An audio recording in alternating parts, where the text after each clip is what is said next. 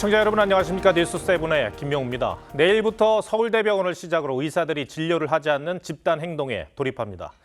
환자와 가족들은 또 어떤 고통을 겪어야 하는 건지 걱정입니다.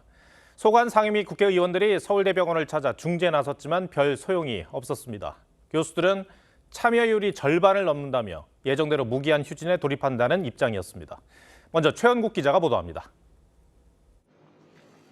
박주민 국회 보건복지위원장과 야당 위원들이 서울대병원을 찾았습니다. 서울대병원 교수들의 집단 휴진을 하루 앞두고 병원 집행부, 교수협의회 비대위와 긴급 회동을 가진 겁니다. 비대위는 전공의에 대한 행정조치 취소와 상설의정협의체 구성 등 기존 입장을 설명했습니다. 이에 대해 박 위원장은 요구사항을 최대한 수용하겠다고 밝혔습니다. 또 오는 19일 복지부 장차관을 국회로 불러 의대 증원 과정의 문제점 등을 따져보겠다며 교수들을 달랬습니다. 박주민 위원장은 이에 관해서 원칙적으로 협의체 구성에 찬성을 하는 입장이었고요. 그리고 의대 정원을 의료계와 논의를 해야 한다는 것에도 뜻을 같이 했습니다. 하지만 서울대병원과 분당서울대병원 등 서울의대 산하 3개 병원은 예정대로 내일부터 휴진에 돌입합니다. 비대위는 오는 22일까지 전체 진료교수 967명의 절반이 넘는 529명이 휴진에 참여할 예정이라고 밝혔습니다. 이에 따라 수술장 가동률은 62%에서 33%까지 떨어질 전망입니다. 강희경 서울의대 비대위원장은 오늘 병원장과 교수들에게 메시지를 보내 이번 휴진은 정책 결정자들을 향한 외침이라며 중증, 응급 환자들 진료에 차질이 없도록 신경 써달라고 요청했습니다. TV조선 최원국입니다. 그런가 하면 전면 휴진을 준비하고 있는 의사협회는 증원 재논의를 포함한 3대 요구안을 발표했습니다. 정부가 수용한다면 투표를 통해 휴진 보류를 결정하겠다는 겁니다. 그런데 요구안 내용을 들여다보면 집단 행동을 중단하려는 의지가 있는지 의아합니다. 우선 내년도 의대 증원 규모는 1,500명 선으로 이미 결정이 됐죠. 정부가 아예 받을 수 없는 요구 조건입니다. 계속해서 지선호 기자입니다. 대한의사협회가 휴진을 이틀 앞두고 대정부 요구안을 발표했습니다. 의대 증원안 재논의와 필수 의료 패키지 보완, 전공의 행정명령 취소 등 3가지 내용이 담겼습니다. 의협은 정부에 오늘 밤 11시까지 답해달라고 요구하고 3가지 요구를 받아들이면 휴진 보류 여부를 회원 투표를 통해 결정하겠다고 밝혔습니다.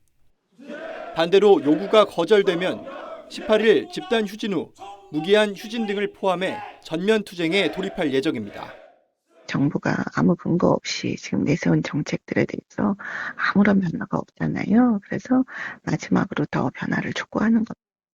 이에 대해 복지부는 자료를 내고 의협이 휴진을 전제로 정부의 정책 사항을 요구하는 것은 적절하지 않다며 18일 집단 휴진을 조건 없이 중단하고 대화를 통해 해결 방안을 모색하자고 밝혔습니다. 한덕수 총리도 우리 사회 전체에 큰 상처를 남기는 일이라며 휴진 철회를 요청했습니다. 정부는 서울대병원이 휴진에 들어가는 내일부터 중증 응급질환별 순환 당직제를 실시하는 등 비상 진료 체계를 강화합니다. 또 휴진 장기화로 병원에 손실이 발생하면 구상권 청구를 검토하도록 하고 진료 거부를 방치하는 병원은 건강보험 선지급 대상에서 제외하는 방안도 적용할 계획입니다. TV조선 지선호입니다. 어쩌다가 이렇게까지 됐는지 답답하기만 합니다. 물론 사태를 조기에 매듭짓지 못한 정부 책임도 있습니다만 계속되는 의사들의 집단 행동이 이해하기 어렵다는 비판의 목소리는 더 커지고 있습니다. 실제로 얼마나 많은 의사들이 휴진에 나설지 정부 대책은 뭔지 사회정책부 신경희 기자에게 물어보겠습니다. 자, 신 기자. 당장 내일부터 우려했던 일이 진행이 됩니다. 네, 맞습니다. 분만과 응급실, 중환자실과 신장투석실을 제외한 나머지 진료가 멈추게 됩니다. 모레 화요일엔 의사협회가 주도하는 휴진이 예정돼 있는데요. 빅5 병원과 개원가 의사들이 참여할 예정입니다. 세브란스 병원의 경우 오는 27일부터 무기한 휴진에 돌입합니다. 네. 휴진 참여율은 어느 정도로 예상이 됩니까? 네, 먼저 서울대병원의 경우 앞서 리포트에서 보셨던 것처럼 교수 절반 이상이 휴진에 참여합니다. 빅5 병원이 휴진에 하루만 참여해도 4만 명이 넘는 외래 진료가 밀릴 것이란 전망이 나옵니다. 동네 병원과 의원은 변수가 더 많습니다. 집단행동 찬성률은 90%가 넘지만 실제 휴진 신고율은 4% 수준입니다. 4년 전 의대 증원 반대 총파업 당시에도 개원이 휴진율은 10% 이하였습니다. 내년도 의대 증원 정책 규모는 이미 결정이 돼서 그 절차가 진행 중인데 의사들은 무엇을 요구하면서 파업에 돌입을 하는 겁니까? 네, 교수들의 핵심 주장은 전공의들의 복귀길을 적극적으로 터달라는 겁니다. 직접 들어보시겠습니다. 명령 내린 걸 취소하는 거죠. 그걸 취소하면 그 복귀한 사람이나 사직하는 사람이나 다 해결되는 거거든요. 네, 전공의에 내린 모든 행정명령을 없던 것으로 해달라는 겁니다. 현재 정부는 철회 처분으로 한 발 물러난 상태인데 이는 언제든 다시 전공의를 처벌할 수 있는 덫이라는 주장입니다. 행정처분을 완전히 없던 일로 하면 전공의들이 돌아올까요?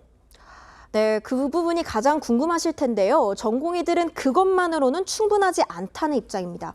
의대 증원 원점 재검토가 복귀의 전제라는 겁니다. 직접 들어보시겠습니다. 염전노예로 더 이상 일하고 싶지 않아 이런 친구들도 있겠고 취소만 가지고 사실 돌아오리라는 기대는 하지 않습니다. 하지만 정부는 오늘도 증원 재검토는 가능하지 않다고 입장을 재확인했는데요. 전공의들이 정부와의 대화에 적극적이지 않은 데다가 출근율도 7%대에 머물러서 사태를 낙관하기는 쉽지 않은 상황입니다. 이 의료계의 집단 휴진에 대해서 정부는 어떤 대응책을 갖고 있습니까? 네, 국립암센터 병상을 최대한 가동하면서 비상진료 체계를 강화할 예정입니다. 집단 휴진이 길어지는 경우에는 손실이 발생하는 병원이 주체가 되어서 구상권 청구를 검토하도록 한다고 강조하고 있습니다. 하지만 무엇보다 지금은 의료계와 정부의 진정성 있는 대화가 가장 절실하다는 지적입니다. 네, 신경희 기자 잘 들었습니다.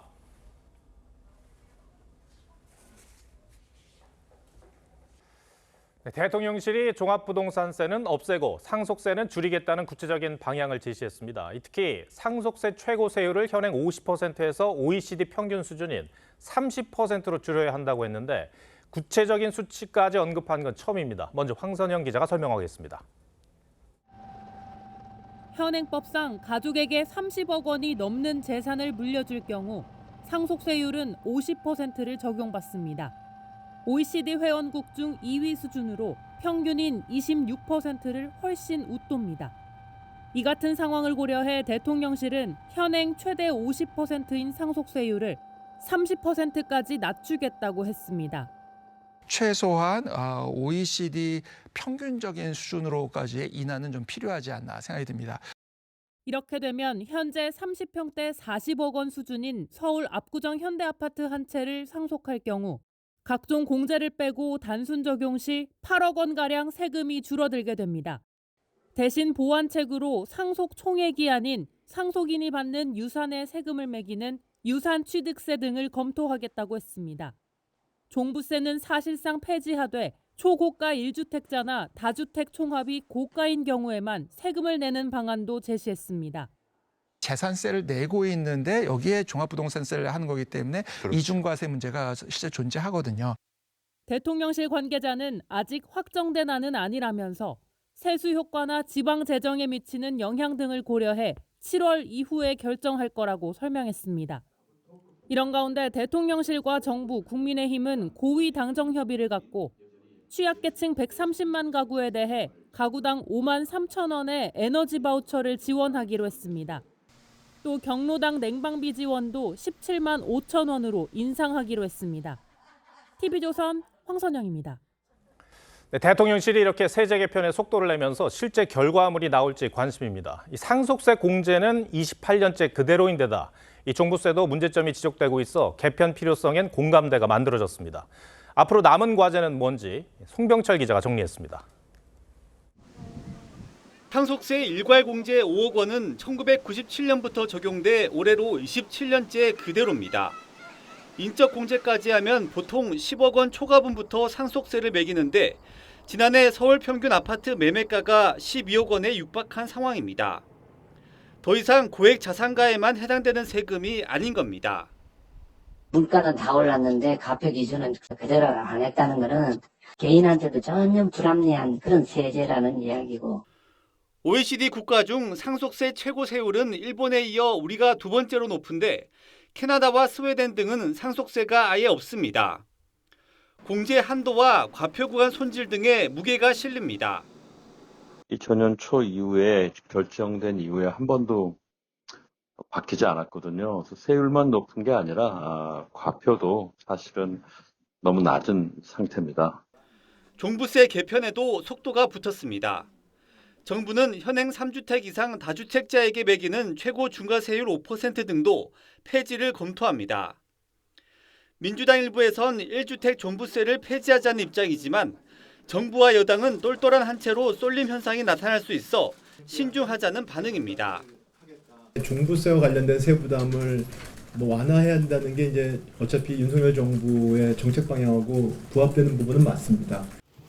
하지만 올해 4월까지 국세가 6조 2천억 원 적게 거쳐 감세엔 부담이 있는 데다 세제 개편의 구체적 방안에서 야당과 이견이 있는 점은 풀어야 할 숙제입니다. TV조선 송병철입니다. 대북 송금 사건으로 이재명 대표가 추가 기소되면서 민주당 친명계 초선들의 입도 거칠어지고 있습니다. 그중에서도 양문석 의원이 눈에 띕니다.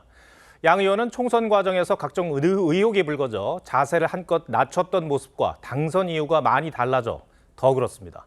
양 의원은 언론을 향한 이 대표의 검찰 애완견 발언을 두둔하며 원색적인 표현을 해 논란이 커지고 있는데 당내에서도 곱지 않은 시선이 나오고 있습니다. 장세희 기자가 보도합니다.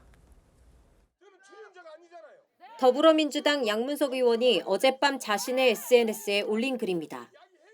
언론을 향해 검찰의 애완견이라고 한 표현은 애완견에 대한 모독이라며 검찰 출입 쓰레기라는 표현과 함께 언론을 비하하는 표현까지 써가며 발작 증세를 일으킨다고 썼습니다.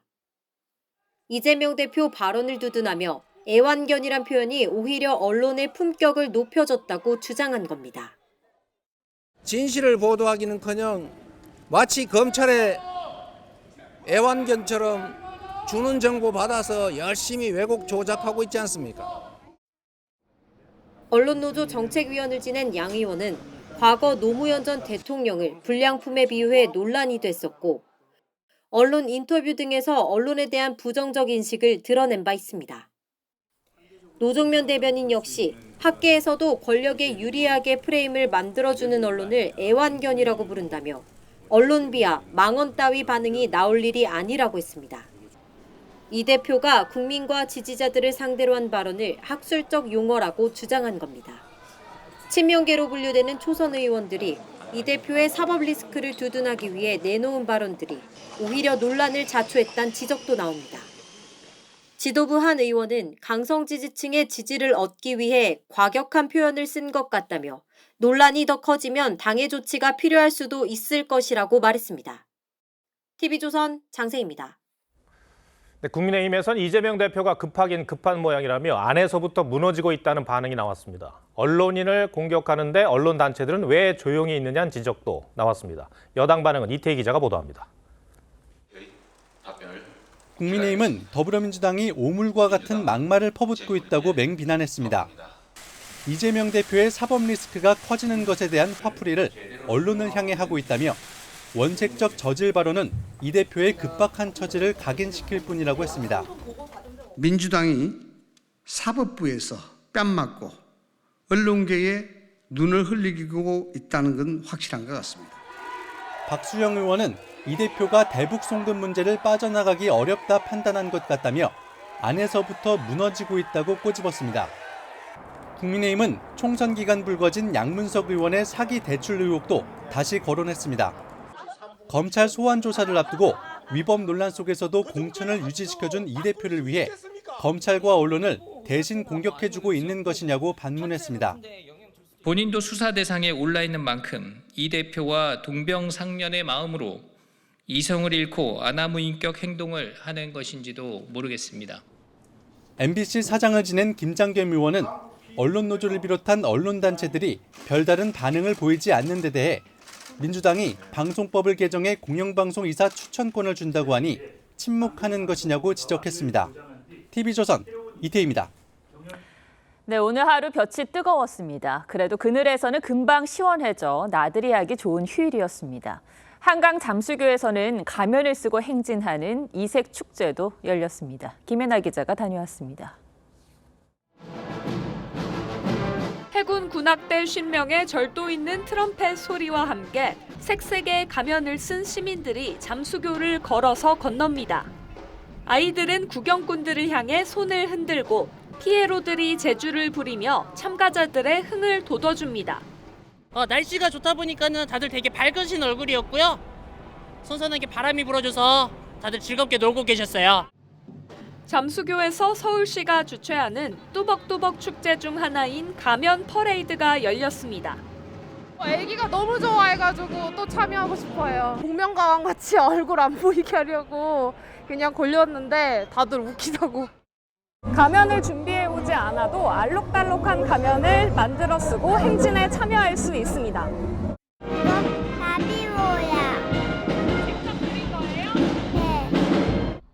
한강을 찾은 나들이객들은 잠수교 곳곳에 설치된 텐트와 푹신한 의자에서 강바람을 즐겼습니다. 강바람이 굉장히 시원하네요. 또 내일부터 일할 에너지를 충전하고 가는 것 같습니다. 게임하고 있는 모습 보고 여기 나오자고 했습니다. 오고 싶은데 학교 때문에 못 와요. 오늘 서울 낮 최고 기온이 29.5도까지 올랐지만 시민들은 흥겨운 춤사위로 축제를 즐겼습니다. TV조선 김예나입니다. 여름이면 찾아오는 불청객인 모기도 요즘 기승입니다. 벌써부터 밤잠을 설치는 분들 많을 겁니다. 이 모기 활동 지수라는 게 있는데 올해는 지난해보다 50% 정도 높고 불쾌한 단계에 해당된다고 합니다. 모기가 왜 이렇게 극성인 것인지 변정현 기자가 취재했습니다. 서울 양재천 숲풀 주변에 날벌레들이 눈에 띕니다. 해질 무렵이 되면 모기가 극성입니다. 그냥 자는데 귀에서 웅웅거려갖고 일어나서 잡으려고 하다가 못 잡고 다시 잤죠. 서울시가 모기 활동 지수를 조사한 결과 지난 2일부터 15일까지 2주 연속 최대치인 100을 기록한 것으로 나타났습니다. 지난해 같은 기간에는 65.6에 그쳤습니다. 그만큼 모기가 극성이란 뜻입니다. 활동지수 100은 가장 높은 단계인 4단계에 해당하는데 10분에서 15분 동안 5마리 이상 모기에 물리는 수준입니다. 전문가들은 예년보다 더위가 일찍 찾아온 데다 강수량도 예년보다 많아서 생긴 현상으로 봅니다. 최근에 이제 비가 좀 자주 오고 온도가 높았기 때문에 이제 그 모기들이 활동할 수 있는 서식처 공간들이 많이 이제 생성이 됐다고. 땀을 흘리거나 향수를 뿌리면 모기를 더 불러 모으게 됩니다. 외출할 때 모기떼의 습격을 피하려면 이 모기 기피제를 뿌리는 것도 도움이 됩니다. 서울의 각 지자체는 공공장소에 전기 살충기 설치를 늘리고 방역 체계도 조기 가동했습니다. TV조선 변정현입니다. 때이른 더위가 우리나라에만 찾아온 게 아닙니다. 그리스에서도 40도 안팎의 불볕 더위가 이어지고 있습니다. 유명 관광지가 더위로 잠시 문을 닫기도 하고 이륙이 지연된 여객기 안에서 승객이 탈수로 기절하는 일도 있었습니다. 황정민 기자입니다. 카타르 항공 여객기 안입니다. 더위에 쓰러진 한 승객에게 다른 승객들이 부채질을 해줍니다. 아예 상의를 벗고 더위와 사투하는 승객도 있습니다. 그리스 아테네 공항에서 여객기 이륙이 3시간 넘게 지연되면서 벌어진 일입니다. 32도까지 치솟은 무더운 날씨였지만 승객들은 에어컨조차 나오지 않는 기내에 꼼짝없이 갇혀 있었습니다. 카타르 항공은 기술적 문제로 지연이 발생해 진심으로 사과한다며 보상 조치를 하겠다고 밝혔습니다. 예년보다 이른 폭염이 찾아온 그리스에 비상이 걸렸습니다. Ιούνιο μήνα, εγώ τουλάχιστον στα χρόνια που έχω, με χιόνια έχω κολυμπούσα. Αλλά τέτοιο καλοκαίρι, πρώτη φορά το συνέβη. 최근 한낮 최고 기온이 40도를 넘어서면서 대표적 관광지 아크로폴리스는 한때 폐쇄됐고 시내 곳곳에 폭염 대피소까지 마련됐습니다. 지난해 폭염 속 최악의 산불을 경험했던 그리스 당국은 화재 가능성도 경계하고 있습니다. 전문가들은 수도 아테네의 평균 여름 기온이 계속 상승해 2050년에는 이도 높아질 수 있다고 예측했습니다. TV조선 황정민입니다. 서울 광장에 있던 헬로윈 참사 합동 분향소가 300m 정도 떨어진 건물로 오늘 이전했습니다. 유족들은 희생자의 사진을 안고 새로운 기억의 공간으로 걸어갔습니다. 노도일 기자입니다. 서울 광장에 설치돼 있던 헬로윈 참사 분향소가 499일 만에 문을 닫습니다. 보라색 옷을 맞춰 입은 유가족들이 영정사진을 들고 눈물을 훔칩니다. 서울광장 분향소는 운영을 종료합니다.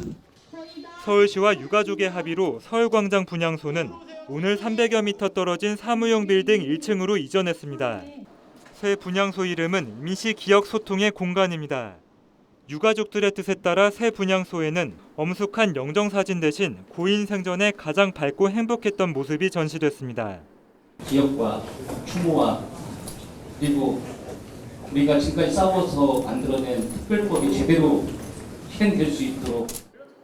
분향소 이전 소식에 시민들 반응은 엇갈립니다. 실내가 환경이 좋아서 좋은 것 같아요. 시간 될 때마다 가볼 것 같아요. 사람이라는 게 왜 눈에서 멀어지면 마음에서도 멀어진다고 여기 유동인구 많은 이 시청에서 새 분향소가 들어선 건물은 재개발 대상이어서 오는 11월 2일까지만 임시 운영됩니다. 서울시와 유가족들은 그 이후 분향소를 어디로 할지 협의하고 있습니다. TV조선 노도일입니다. 음주 뺑소니 혐의로 구속된 가수 김호중 씨가 피해자인 택시기사와 한 달 만에 합의했습니다. 법원이 교통사고 관련 재판에서 피해자와의 합의를 특별 감경 요소로 보는 만큼 김 씨의 형량이 줄어들 수 있다는 관측이 나옵니다. 주원진 기자입니다. 김호중 씨가 운전한 외제 SUV가 중앙선을 넘어 신호대기 중이던 택시를 들이받고는 그대로 달아납니다. 음주 뺑소니 혐의로 경찰 수사를 받는 동안 김 씨는 피해자인 택시기사와 합의를 못했습니다. 혐의 어떻게 소명하셨습니까? 죄송합니다. 반성하겠습니다. 죄송합니다. 결국 김 씨는 구속 상태로 검찰 수사를 받아왔는데 지난 13일 피해자와 합의에 이르렀습니다. 경찰은 피해자인 택시기사가 최초 전치 2주 진단을 받았지만 추후 몸이 더 안 좋아져서 계속 통원 치료를 받았다고 설명했습니다. 김 씨 측은 경찰 수사 단계에서는 피해자와 접촉하기 어려워 합의에 도달하기까지 시간이 걸렸다고 설명했습니다. 그러면서 향후 재판도 성실히 받겠다고 밝혔습니다. 김 씨가 받고 있는 위험운전치상죄는 피해자가 처벌을 원하지 않을 경우 법원이 특별 감경 요소로 보고 형량을 줄일 수 있습니다. 법원이 교통사고 형량을 정할 때 가장 중요하게 보는 것이 피해자와의 합의 여부입니다. 향후 재판 과정에서 도움을 받을 것으로 보입니다. 검찰은 구속기간이 끝나는 오늘 19일 이전에 김 씨를 재판에 넘길 방침입니다. TV조선 주원진입니다. 대법원이 배우 견미리 씨 남편의 주가 조작 혐의에 대해 유죄로 판단했습니다. 2심 법원이 무죄로 선고했던 걸 파기하고 유죄 취지로 사건을 돌려보냈습니다. 대법원은 허위 공시로 투자자들에게 피해를 끼쳤다고 봤는데 자세한 내용은 정준영 기자가 설명해드립니다. 지난 2014년 말 주당 4,000원 안팎 끼던 보타바이오 주가는 2015년 3월 회사 경영진 이모 씨의 아내인 배우 견미리 씨와 대표이사 김모 씨가 유상증자 형식으로 6억 원씩을 투자한다는 공시가 나온 뒤 8,000원을 돌파했습니다. 그해 4월 7일엔 14,000원대까지 올랐습니다. 2015년 12월엔 김 씨와 견 씨가 자기 돈 15억 원씩을 투자했다. 중국계 자본이 236억 원을 투자한다는 호재성 정보를 공시했습니다.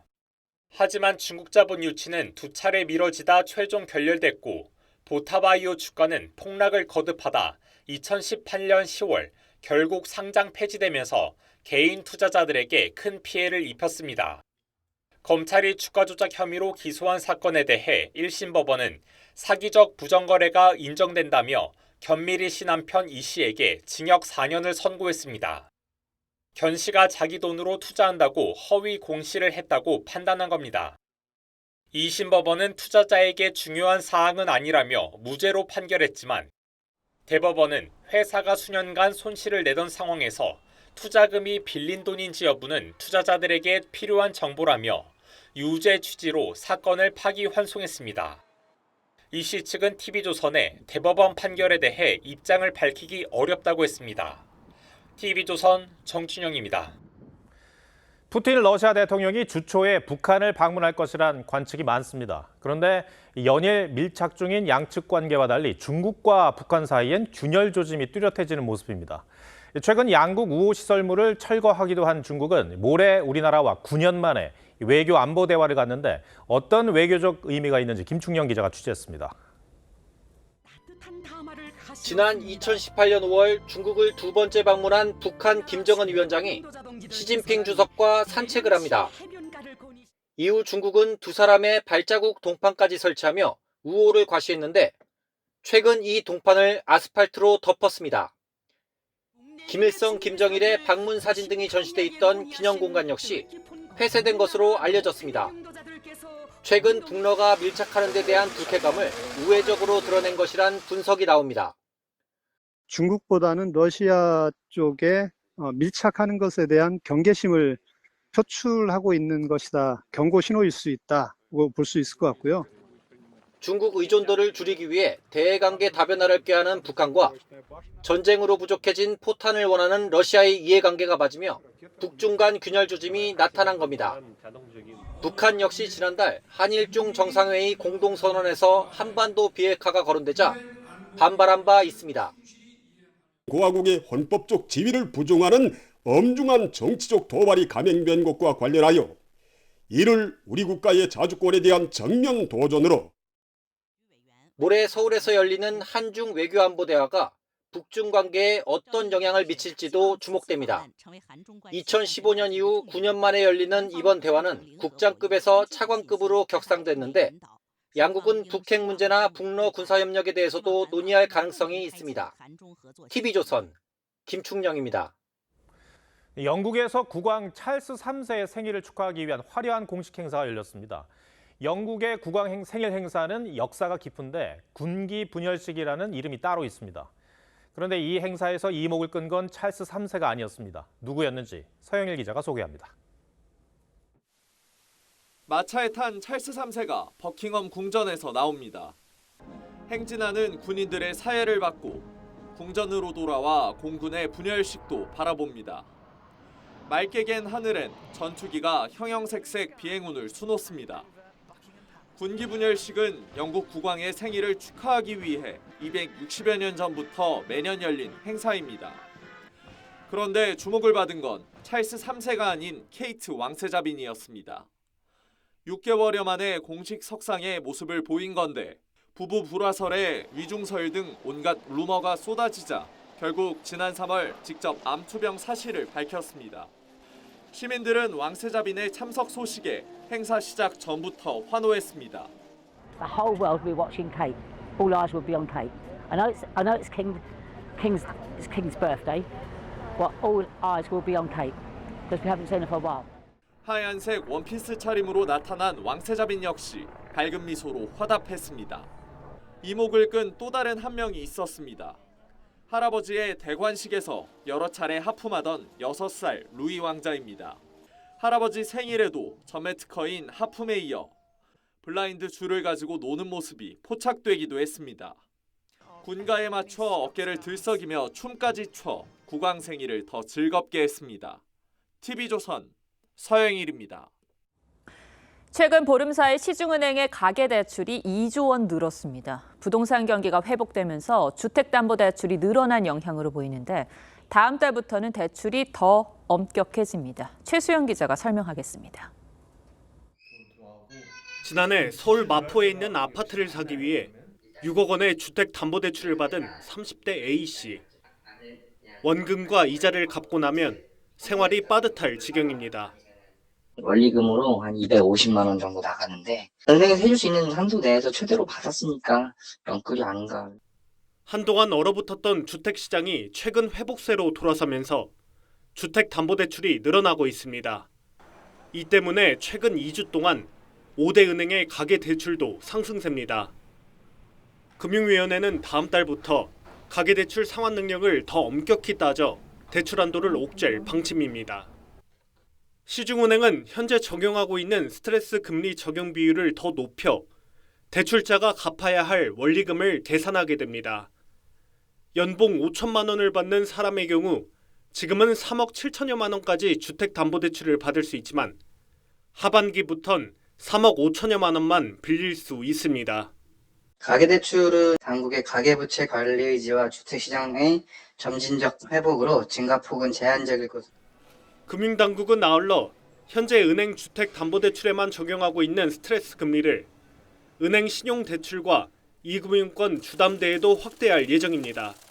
TV조선 최수영입니다. 저출생 문제가 심각하자 중매에 나서는 지자체가 늘고 있습니다. 미혼 남녀에게 만날 기회를 만들어줘서 한 쌍이라도 결혼이 성사되기를 바라는데요. 성과가 좋을까요? 김승돈 기자가 취재했습니다. 양복을 차려입고 시청을 찾은 최성진 씨. 한 손에는 결혼 청첩장을 들고 있습니다. 아유, 축하해요 정말로. 1호.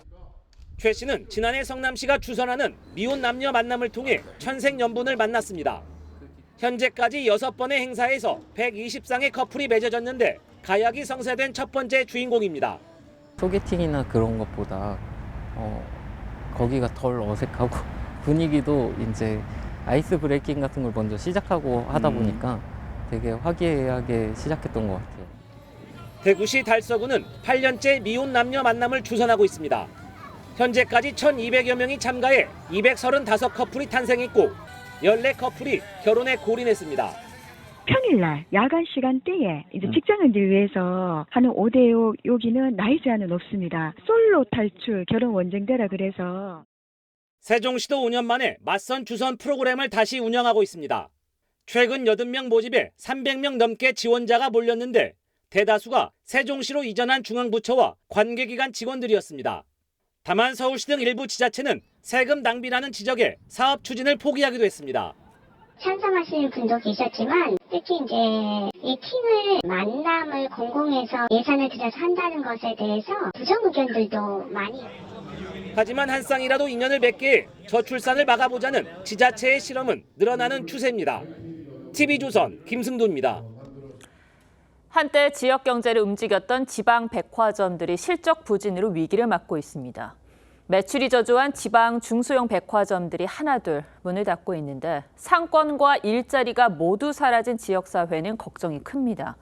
백화점 폐업으로 흔들리는 지역 경제에 주재훈 기자가 포커스를 맞췄습니다. 1997년부터 대우백화점으로 시작해 마산 지역 중심 상권 역할을 해온 롯데백화점. 매출 부진으로 이달 말 문을 닫는다는 소식에 지역사회가 충격에 빠졌습니다. 백화점 입점업체 직원 500여 명은 일자리를 잃어 당장 다음 달부터 생계를 걱정할 처지에 놓였습니다. 폐점을 단 2달을 앞두고 저희들한테 통보도 없고 언론을 통해서 저희가 알게 됐거든요. 다음 직장을 단 2달이라는 그 기간 동안 어떻게 찾아가라는지. 인근 상인들도 백화점이 사라지면 지역 상권도 함께 무너진다고 울상입니다. 백화점에 오는 손님이 우리 집 올 수도 있고요. 근데 뭐 그 사람들이 다 없어지니까 우리는 완전 타격이 심하죠. 진짜 죽을 맛이죠. 문을 닫을까 말까 생각하고 있어요. 근데 이제 당장에 그 손님들이 다 이제 뭐 여기 올 일이 없잖아. 그러면 우리는 뭐 그렇잖아도 장사도 안 돼서 죽을 판에 더 죽겠는 거지 뭐. 택시 기사들도 손님이 줄까 봐 걱정되긴 마찬가지. 통영이라 그제 고성에서 그 손님들이 롯데백화점 가자고 많이 탑니다. 그러면 지금 문을 닫아 보면은 그 손님들이 안 오잖아요. 서울의 일부 대형 백화점은 매출 3조 원을 바라볼 만큼 잘 나가는 반면 수도권과 지방의 중소형 백화점들은 매출 감소에 시달리는 상황. 결국 부산 서면의 NC백화점이 지난달 문을 닫았고 현대백화점 부산점도 다음 달 영업을 종료합니다. 사실 브랜드 입장에서도 매출 안 나온 점포는 안 들어가려고 하는 거죠. 이제 지역 중소형 백화점이 설 곳이 없어진. 온라인에 밀려 오프라인 쇼핑의 설 자리가 좁아진 데다 소비자들이 초대형 복합 쇼핑몰을 선호하는 경향이 뚜렷해 앞으로도 지방을 중심으로 백화점 폐점이 이어질 거란 전망이 나옵니다. 상권에 따라서 다르겠죠. 그래서 이제 향후 폐업을 하게 된 어떤 배경이 상권이 형성되지 않고 또 지방의 어떤 소멸로 인한 것이라면 이제 폐업이 될 수도 있고. 위기의 백화점. 일부는 폐점 대신 복합 쇼핑몰이나 아울렛으로 전환하며 생존의 안간힘을 쓰고 있습니다. 뉴스7 포커스였습니다. 동해 심해 석유 가스전에 대한 기대와 의구심은 여전합니다. 이런 상황에서 정부는 탐사 시추를 위한 준비 과정에 속도를 내고 있습니다. 올 연말 첫 탐사를 위한 착수금은 확보했는데 앞으로 필요한 최소 5천억 원의 예산은 난항이 예상됩니다. 장윤정 기자 리포트 전해드리고 뉴스야 이어가겠습니다. 정부가 올해 연말 시작되는 동해 심해유전 첫 탐사 시추 예산 120억 원을 확보했습니다. 정부 출자금과 석유공사 자체 자금 각각 60억 원씩이 투입됩니다. 이 돈은 노르웨이 유전 개발사인 시드릴사와 맺은 1차 탐사 시추 용역 계약의 착수금 성격으로 쓰입니다. 착수비는 반영이 됐습니다만 궁극적으로 예산이 더 많이 투입되는 시점은 내년 시점이 되겠고요. 정부는 올해 12월 첫 시추에 착수해 넉 달간 1차 탐사 시추에 돌입하는데 시추공 1개에 1,000억 원이 드는 걸 감안하면 내년도 예산에서 약 880억 원을 추가로 마련해야 합니다. 정부는 해외 자원개발 특별융자 제도와 석유공사 자체 예산을 활용하고 해외 기업들의 투자를 유치해 시추 자금을 확보할 계획입니다. 글로벌 석유가스와 관련하여서는 투자가 오히려 거꾸로 확대되는 추세가 있습니다. 2010년도 내외를 중심으로 해서 심해 광고에 대한 투자가 증가하고 있습니다. 하지만 야당이 액트지오의 평가 자료 공개를 요구하며 예산 투입에 반대하고 있어 난항이 예상됩니다. 정부는 이번 주 산업부 장관 주재로 동해유전 첫 개발 전략 회의를 열고 구체적인 시추 계획과 광구 구획 재설정에 나섭니다. TV조선 장윤정입니다.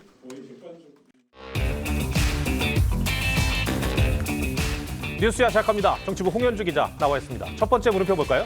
네, 첫 번째 물음표는 균열 커지는 민주혁신당입니다. 지난 총선에서 사실상 연대했던 민주당과 조국혁신당 사이에 균열이 생기고 있습니까? 그렇습니다. 현재 22대 국회 상임위는 국민의힘의 불참 속에 야당 단독으로 진행이 되고 있죠. 법안 속도전을 강조하고 있는 민주당 입장에서는 조국혁신당과의 협업이 필요한 상황인데 상임위 곳곳에서 부딪히는 장면이 적지 않게 포착되고 있습니다. 먼저 법사위에서는 혁신당 박은정 의원이 거듭 제1소위 배정을 요청하자 민주당에서는 당황스럽다는 반응까지 나왔습니다. 영상 보겠습니다. 2소위 배정을 제고해 주시고 제1소위에 배정해 주실 것을 위원장님께 마지막으로 요청드립니다. 양해하신 것으로 저희는 이해를 했는데 좀 당황스럽다는 말씀을 드리고요. 표결 안 하고 그냥 가면 안 되겠습니까? 알겠습니다. 이 안건은 가결됐음을 선포합니다. 박은정 의원이 검사 출신이죠. 그런데 법사위에 법안 1소위 배정을 요청하는 이유가 있습니까? 네, 1소위는 법사위 자체 법안을 심사하는 반면 2소위는 다른 상임위 통과 법안을 다룹니다. 그래서 박 의원은 검찰개혁 입법과 당 1호 법안인 한동훈 특검법을 심사할 수 있도록 자신이 1소위에 들어가야 한다는 입장입니다. 반면 민주당은 국회법에 따라 비교섭 단체는 1소위에 배정될 수가 없다. 충분한 대화 끝에 혁신당이 양해한 것으로 인식했다는 설명인데 박 의원이 기록에 남기겠다고 하면서 표결까지 하게 된 겁니다.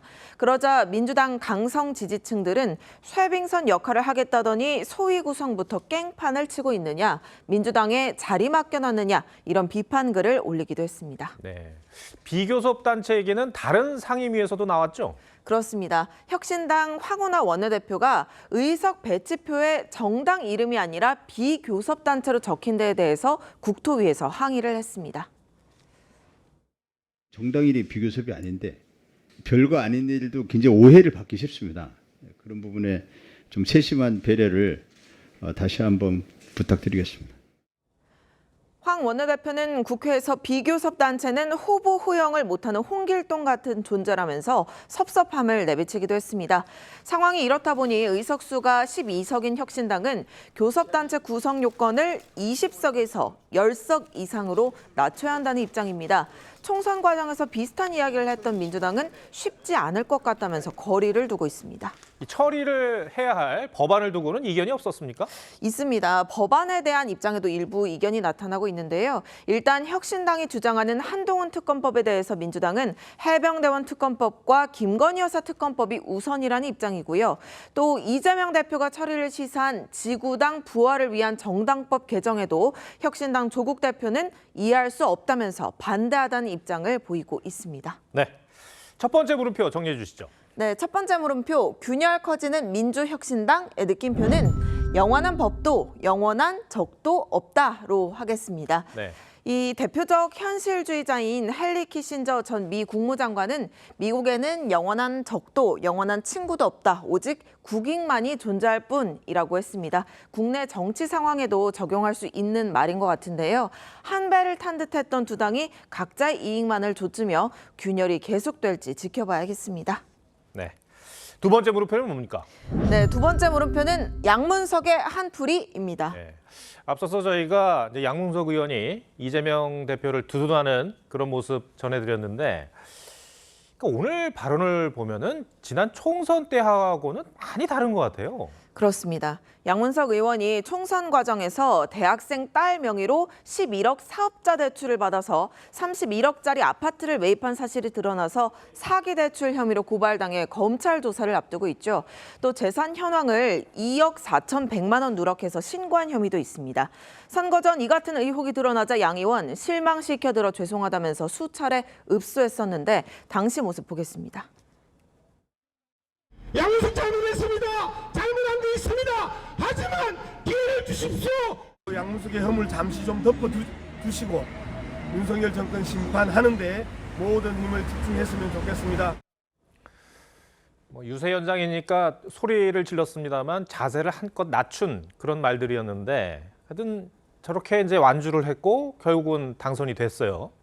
그렇습니다. 그래서 양 의원은 선거가 끝난 지난달 23일 논란이 됐던 아파트를 구매 4년 만에 매도했고 시세 차액 5억 6천만 원을 남겼습니다. 당선 직후 소감으로는 정치인으로서 작은 편법, 작은 실수에도 경계했어야 하는데 그렇지 못했다고 말한 바 있습니다. 예. 그러니까 4월 총선이 이제 2달 정도 끝난 지가 2달 정도 됐습니다. 그래서 실망시켜들어서 죄송하다고 이제 그렇게 얘기를 했는데 그 죄송하다는 태도가 많이 달라졌다는 거 아닙니까? 네, 언론에 대한 태도만큼은 그렇게 보입니다. 당선 후 1호 법안으로 언론의 허위 조작 보도의 최대 3배까지 징벌적 손해배상을 명시한 언론중재법 개정안을 발의했습니다. 거짓말하고 허위사실 날조했던 작자들이 아무 일 없었다는 뜻이 그 넘어가면 또 다른 피해자가 생깁니다. 그래서 저런 못된 버르장머리는 내가 반드시 고쳐놓겠다. 그런 게 이제. 지난 국회 때 발의됐던 법안과 비슷한 내용이긴 하지만 총선 기간 본인에 대한 비판 기사를 쓴 언론을 향한 것 아니냐라는 지적이 나왔습니다. 그리고 오늘 발언 역시 언론에 대한 부정적 인식을 그대로 드러낸 거란 시각이 적지가 않습니다. 네. 두 번째 물음표도 정리해 주시죠. 네, 두 번째 물음표 양문석의 한풀이의 느낌표는 좀 봐달라더니로 하겠습니다. 네. 아파트 사기 대출 의혹이 제기됐을 당시 양 의원은 대학생 딸이 어떻게 11억 대출을 받을 수 있느냐는 기자 질문에 좀 살살하자 어떻게 안 되겠느냐 한 번만 빼달라라고 읍소했다는 보도가 있었습니다. 언론을 향한 고압적인 태도가 과연 국민을 위한 것인지 좀 더 명확한 설명이 필요하지 않을까 싶습니다. 네, 호연주 기자 잘 들었습니다.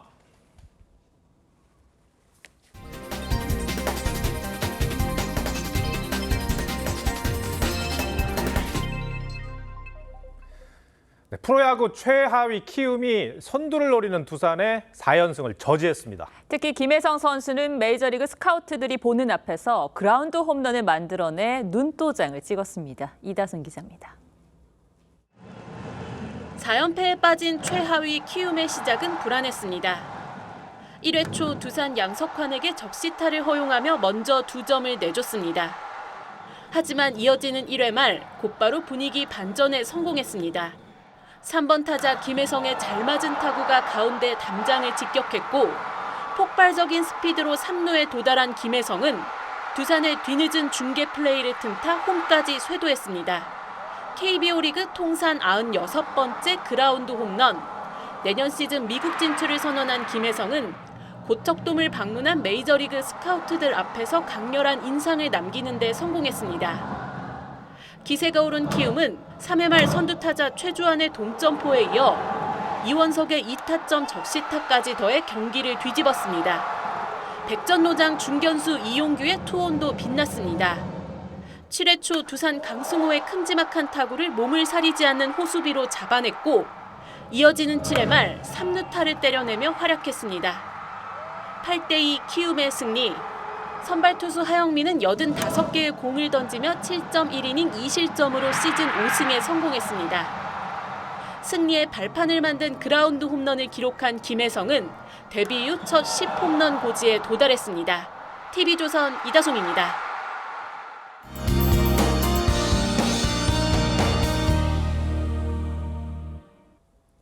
오늘도 맑은 하늘 아래 30도 안팎의 더위가 이어진 가운데 더위를 시원한 물줄기로 이기려는 시민들의 모습 볼 수 있었습니다. 앞으로 기온은 더 오르겠는데요. 내일 서울의 한낮 기온 30도, 수요일에는 33도까지 오르며 무더위가 계속되겠습니다. 오늘 기온이 높게 오르면서 대기가 불안정해지며 저녁까지 경기 내륙과 강원도에 5mm 미만의 소나기가 지나겠습니다. 내일도 전국이 대체로 맑겠고 강원 영동으로는 바람이 강하게 불겠습니다. 내일 아침 기온 오늘보다 낮겠습니다. 서울이 19도, 대전 17도로 시작하겠고요. 내일 한낮 기온은 오늘보다 높겠습니다. 서울이 30도, 대전과 대구 31도 예상됩니다. 이번 주는 대체로 맑은 가운데 제주도는 수요일부터 금요일까지 비가 내리겠습니다. 날씨였습니다. 인지 부조화란 말이 있습니다. 기존의 신념과 상식에 반대되는 것을 접할 때 받는 스트레스라고 할 수 있습니다. 이재명 대표를 보면서 인지 부조화를 경험합니다. 이 대표는 거대 야당의 사령탑일 뿐 아니라 야권의 가장 유력한 대선 주자입니다. 동시에 7개 사건에 11개 혐의를 받는 피의자이기도 합니다. 대북 송금 사건으로 또 기소되면서 일주일에 많게는 4번까지 재판을 받아야 한다고 합니다. 보통 우리가 살면서 법원에 나가 형사사건으로 재판을 받는 사람이 얼마나 될까요? 여의도와 서초동에서의 모습도 참 많이 다릅니다. 여의도 대통령이란 별칭을 얻은 이 대표는 정치 일선에선 정권을 강하게 비판하고 국민을 위한다고 역설합니다. 법정에선 자신과 관련한 수많은 범죄 혐의를 부인하기 바쁩니다. 사실 이재명 대표로 인한 인지 부조화는 이 대표를 지지하거나 정치에 관심을 끊으면 벗어날 수 있습니다. 다만 차기 대선 주자의 여러 재판을 한동안 지켜봐야 하는데 법을 지켜야 한다는 국민 정서가 무뎌질까 그게 걱정입니다. 시청해주셔서 고맙습니다.